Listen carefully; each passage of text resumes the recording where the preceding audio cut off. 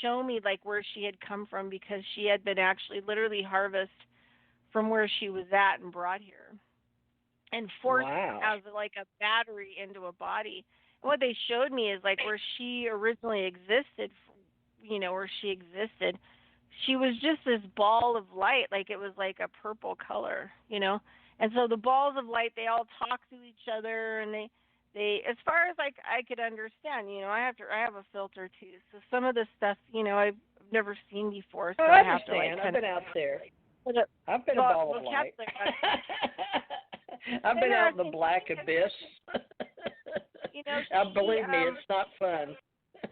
You go yeah, from a but black nothingness to something with a memory code, and you're like, what am I? she was So when highly you find other people like you hang out with them. well, but she was That's all highly you do. for You hang me even out. she was yeah, for me she was highly unusual. But I told her that. I said, where you originally are from, you never had bodies, you guys were never injected in biosuits. You came from like a pure place. Uh-huh. And then you Yeah. harvested for your planet by ETs as a battery unit for our biosuits, our physical bodies here. And I said you were brought here kind of against your will, and you've been here ever since. So it's interesting sometimes to go out. Not always do they take me there. I go where they want me to go, and because all the information is held in this, I call it the stream, and it when I read Black Elk's books, it made a lot of sense to me because I'm pretty sure that Black Elk that I saw things and how I worked with these energies and stuff that it was very similar to Black Elk. So I kind of adopted Black some okay. Elk? Are you saying elk like the medicine or yep, the animal? ELK? animal. Yeah, Ah. he had some really great books that were put out.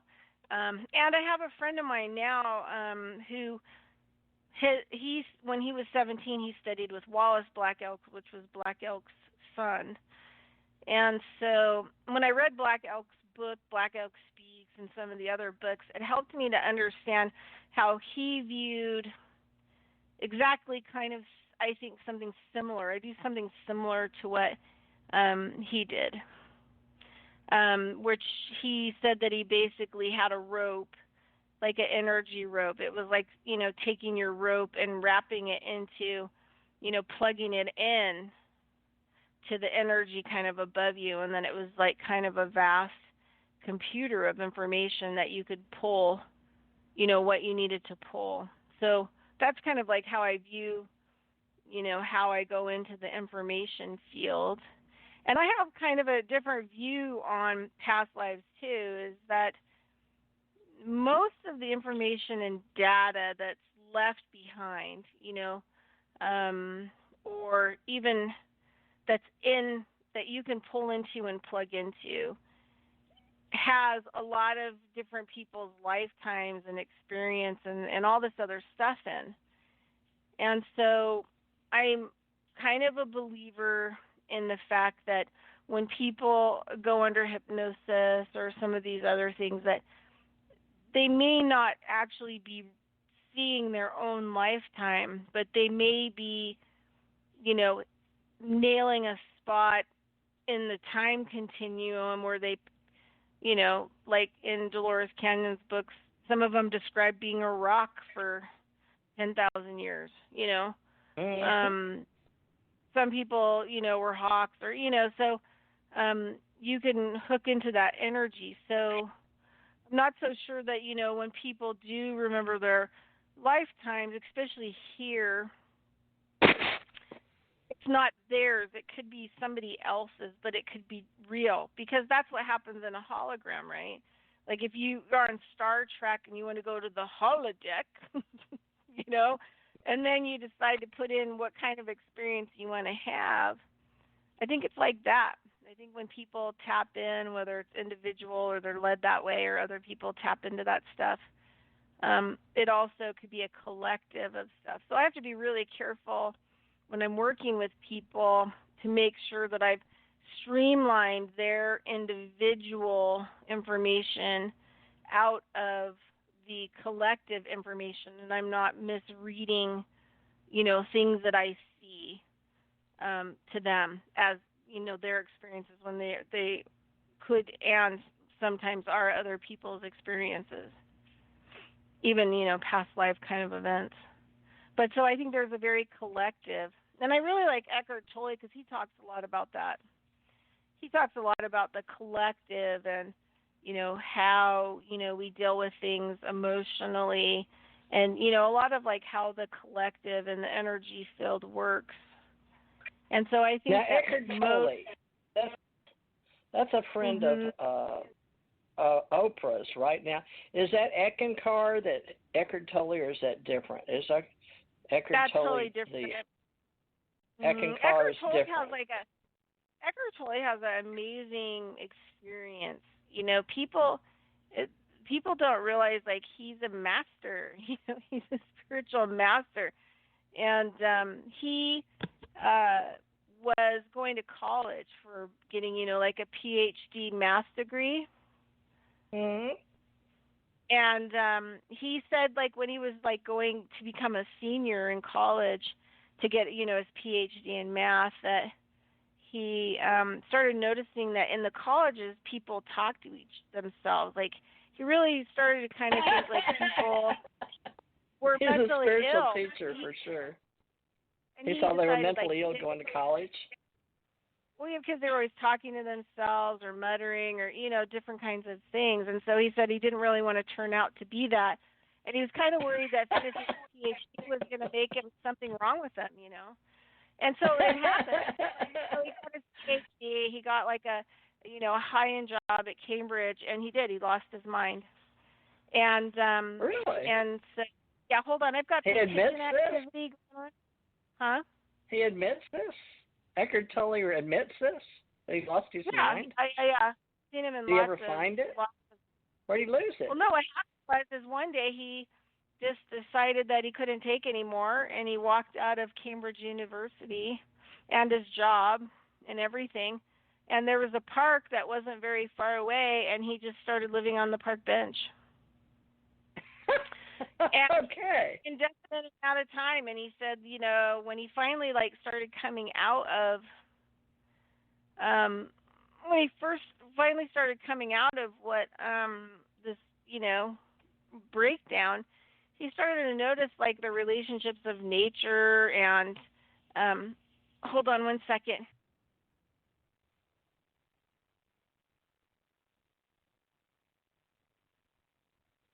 Ahmed, how you doing? You on mute? Hey there. So I'm here. Anyway, okay. So then, after his mental breakdown, he started kind of really, knowing how nature was, and the relationships in nature, and how birds just weren't on a time schedule, breakfast, lunch, and dinner, that they ate when they wanted to, and they did everything that they needed to do. They had their schedule within their own schedule of how things worked, and how he said, crazy it was to be a human and you have to be on this schedule. Like nothing in nature would ever be on that kind of a schedule. This, labor, money, type schedule. So then what happened was is that he healed. I don't think that he really minded being a homeless guy anymore, living on the bench. I think he kind of got over it and was kind of, And one day some people came up to him and gave him like a lottery ticket and said, hey, here's this lottery ticket. And he said, oh, okay, thanks. Put it in his pocket. A couple weeks later, he ends up over there, at that little convenience store or whatever, and says, oh, can you check my lottery ticket? And they run it through, and he won $1,000. So he said to himself, okay, well, I guess that means that I'm supposed to go back into society. That must be the sign, right? That must be the sign. So he started writing books, and I think the first book was called The Power of Now. And somebody gave him a place, I think, up in British Columbia to write it, like a cabin-y kind of thing. And he had a really hard time trying to come back into society. He really had a really hard time trying to find balance, within himself and not lose every, little thing that he had found. He didn't want to lose himself again because it was a tough lesson. So then he wrote like a book called Stillness Speaks, and then he went on to write A New Earth, And Oprah really got into the New Earth, and she had like a 10-week, dialogue with Eckhart on New Earth. But Eckhart is one of those people that people don't realize, like, he's like old mastery, where you have like this really hard lesson to get the mastery, really, really tough lesson. And you know who else is that way? Neil Donald Walsh, right? Buddha. Buddha had really, tough lessons, before he found enlightenment. A lot of these people. But it's interesting how, people don't really read a lot of Eckhart Tolle stuff, or, Neil Donald Walsh and people of that nature who are, like the true spiritual masters, because they had to go through it, They had to go through the deep hell. They were in so much hell that they forgot who they were, right? So, are you still there? Am I still on? Yeah. It's so quiet. Is it hard to talk? Because you're used to being the host, and that may have something to do with why you keep checking in. I'm not sure. I've never had anyone do that. Maybe ask once, but amazing. So is it very quiet where you are? Or is it No. just where No. we have no background noise? On my show, I can see if we're connected. I can see the network. I can see my guest, and I can see me all kind of connected. So I guess on that's Skype? trying to. Yeah, while I'm on the show, I can see it. So that's why I asked, because I can't tell if we're still connected or we're not connected. Well, that's a good. Okay. Well, yeah. So we have a shaman code, and you're talking about some wonderful people. And now, explain the last gentleman that you were talking about. A gentleman, right? First it was Eckhart Tolle, but you talked about Welch, or say that name again. Neil Donald Walsh.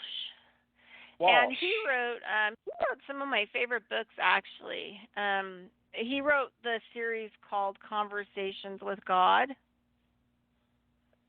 the Conversation with God series, and they were in books. I always looked forward to them coming out, because he was, I think he was doing really well in life, and then kind of all this stuff happened bad, like all at once. I think he was getting a divorce. Then he ended up breaking his neck, like literally breaking his neck. And when he got out of the hospital, he didn't have any place to live, and he didn't have anywhere to go. So he ended up moving into this homeless encampment with these homeless people in a tent for quite a while. And then he thought he went crazy too, and he started hearing this voice in his head. And what is it with these men? They become very well known once they lose their minds. I know. Well, women maybe too. We should try it. Yeah. So, but anyway, he, had a long rehabilitation, couldn't get a job, literally was in this homeless encampment, and he heard this voice that kept talking to him, and, and finally he said something, or no, what happened was that he wrote a really angry letter, to God. I think it was like just a nasty, like really horrible letter. And then the voice started talking to him in his head and said something like, "Okay, are you done venting?" And had this pause. And then it said, something like, "Okay, then let's talk now, right? Since you're done venting, let's have a conversation." And so he decided to call that energy God. But in the books there's some really cool stuff. Like, some of my favorite parts are, kind of like where God's talking in the book. So he started taking notes, and then he started compiling all these notes of his conversation with God, and then he wrote it into the book.